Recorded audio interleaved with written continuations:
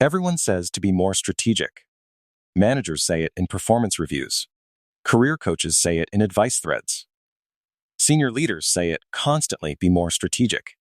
Think more strategically. Bring more strategic value. Almost nobody explains what that actually means in practice. And the problem has gotten worse, not better. Now that AI handles most of what used to pass for strategic thinking in a typical knowledge work role, Katherine and Marcus are both senior analysts, both producing excellent work, both considered high performers by their managers. Katherine produces outstanding analysis. Give her a question, and she will synthesize the relevant information, identify the key patterns, and produce a recommendation that is well-reasoned and clearly communicated. She is very good at this. Marcus does something different before any of that begins. He spends the first part of any significant project asking whether the question he has been given is actually the right question to answer. Sometimes it is. Sometimes it is not. When it is not, he brings a different question to the room before the analysis starts. In 2019, both of them were highly valued for similar reasons. In 2026, they are in different categories. And the gap is not closing. This video is about what actually changed, and what strategic value means now that the thing it used to mean has become cheap. If your definition of being strategic is synthesizing information and producing well-reasoned recommendations, you are competing with tools that do that faster and cheaper than you do. That is not a criticism. That definition of strategic was legitimate and valuable for a long time. The synthesis layer gathering relevant information, identifying patterns, producing a structured recommendation was genuinely difficult and genuinely skilled work. AI has made it cheap. Not perfect. Not always correct. But cheap enough that the economics of paying a skilled human to do primarily that work are shifting fast. Which means the people whose strategic value is concentrated in the synthesis layer are in a more exposed position than they realize. And the people whose value is concentrated somewhere else upstream of the analysis and downstream of the output are in a much stronger position than the conventional definition of strategic would suggest. Understanding the difference is not abstract. It changes what you invest in, what you protect, and what you make visible to the people who matter. The word strategic has always been vague, but it pointed at something real. In most knowledge work contexts, strategic thinking meant the ability to do three things that most people could not do well. First, gather and synthesize large amounts of relevant information without getting lost in it. Second, identify the pattern or insight that the information contained. Third, translate that insight into a recommendation that was clear, actionable, and appropriate for the context. Those three things were hard. They required training, experience, and cognitive capacity that was genuinely scarce. The middle one, synthesis and pattern identification, is where AI has had the most direct impact.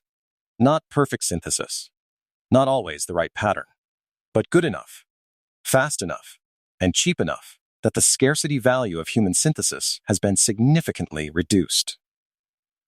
A McKinsey analysis in 2024 identified what they called the insight generation layer of knowledge work as the area experiencing the fastest value compression from AI tooling. The ability to take a dataset or a body of information and extract the key finding that used to be the core of what strategic analysts were paid for. It is still valuable. It is just no longer scarce in the way it was. What remains scarce, and what the same analysis identified as gaining value, is the work that happens before the synthesis and after it, the problem framing, and the judgment about what to actually do with the answer. That is where Katherine's value is concentrated. That is why Marcus is in a different category. Here is the mechanism. 4 steps. Step 1. The old definition of strategic synthesis. Analyze, recommend. That sequence describes most of what strategic thinking meant in practice across professional services, consulting, finance, marketing, and most knowledge work domains for the last 30 years. The person who could do all three well, quickly, and reliably was the person who got called strategic, and the value they produced was real, because doing all three well required significant expertise and cognitive capacity. Katherine does all three extremely well. Her reports are among the best produced on her team. Her recommendations are consistently sound. Her manager considers her one of the strongest analytical minds in the department. Step 2. Why AI commoditizes the middle, the synthesis and analysis layer. Step 2 of the 3 is where AI capability is most directly competitive with human knowledge work right now. Not competitive in every case.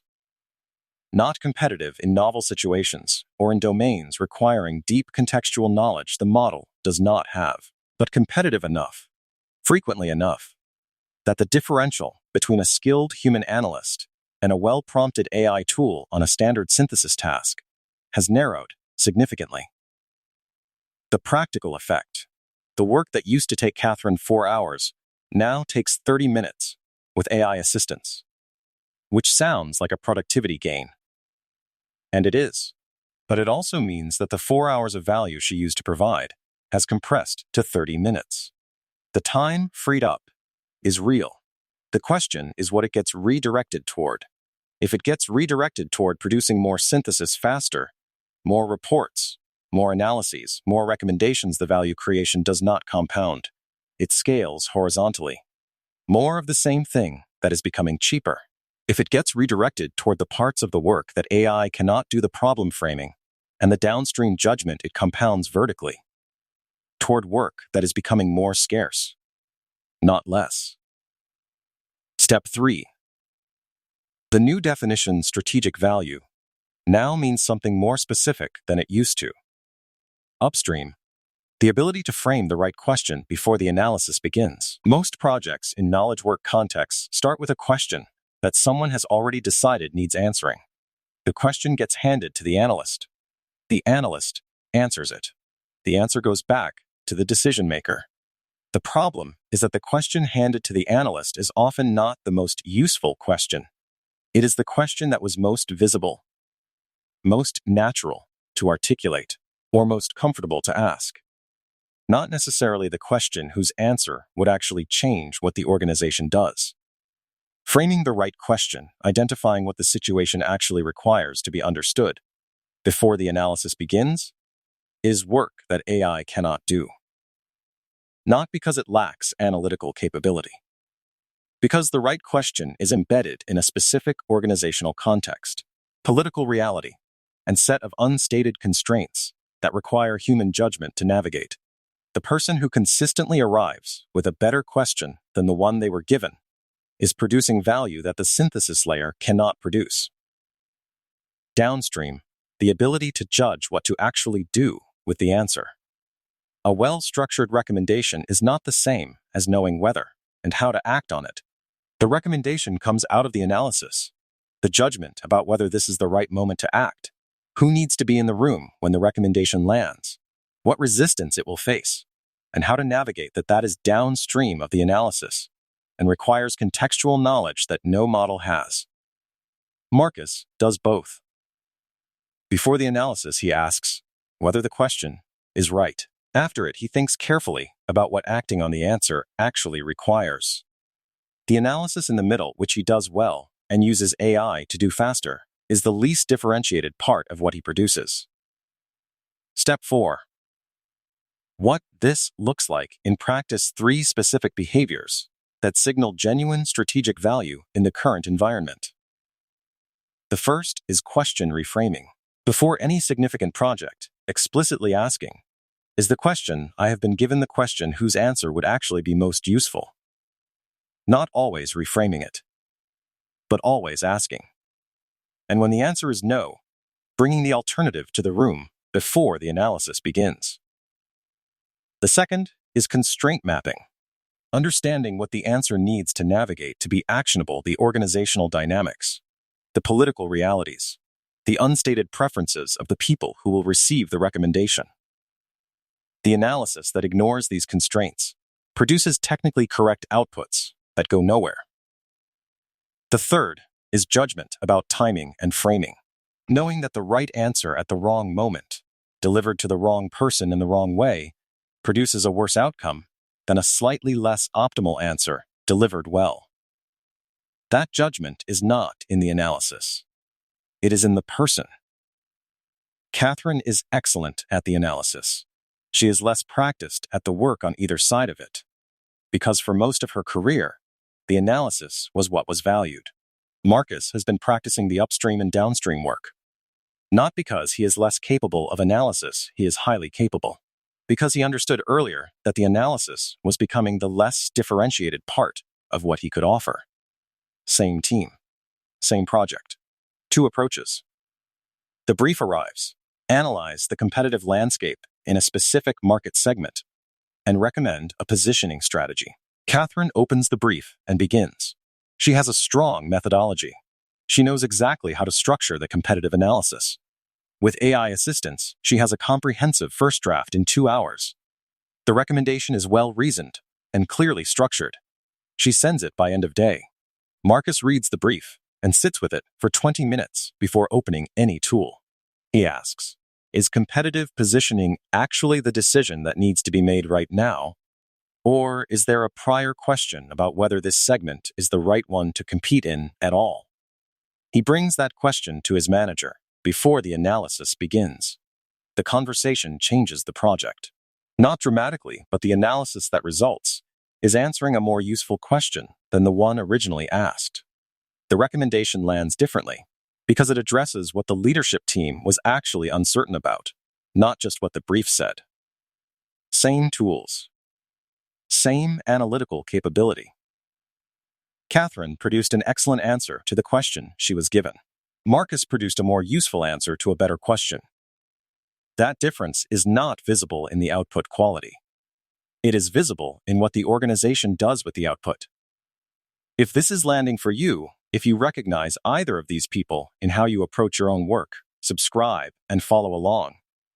This is exactly the kind of thing we are building through on this channel.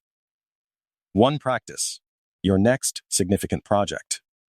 Before any analysis begins, before you open a tool, before you structure the approach, before you do anything, write down 2 things.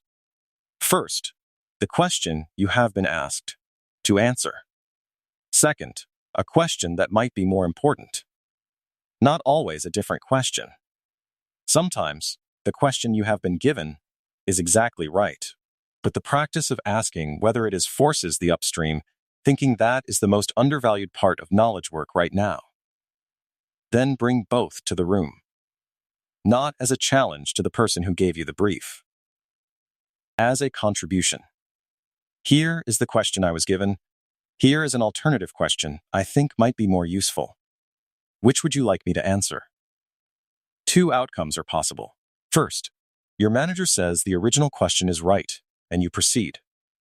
You have lost nothing, and you have demonstrated that you think at the level of the problem, not just the task. Second, your manager says the alternative question is more useful. The project changes. You have just produced value before the analysis even began, which is the highest leverage contribution available in most knowledge work contexts.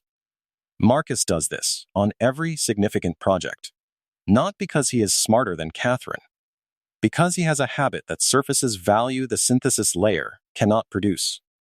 Start with one project. See what the second question reveals. Katherine is excellent at answering questions. Marcus is excellent at questioning questions. In a moment where AI has made answering questions significantly faster and cheaper, the person who questions the question first is producing value that the tool cannot replicate. That is what strategic actually means now. Not the synthesis. Not the recommendation. The judgment about what question is worth answering, and the judgment about what to do with the answer once you have it. The people building that judgment now are compounding in the direction the labor market is moving. The people whose strategic value is concentrated in the synthesis layer are in a more exposed position than the quality of their work would suggest. The question for your own role is simple. Where is your strategic value concentrated in the analysis, or in the work on either side of it? And if it is primarily in the analysis, What would it look like to start building deliberately toward the upstream and downstream work that AI cannot do? Problem framing is a skill. It is learnable, and it is buildable. But there is a prerequisite that almost nobody builds first, a specific capacity that makes the upstream thinking possible in the first place. Without it, the habit of questioning the question stays shallow. With it, it becomes the most reliable source of strategic value available in your role. That prerequisite is what comes next.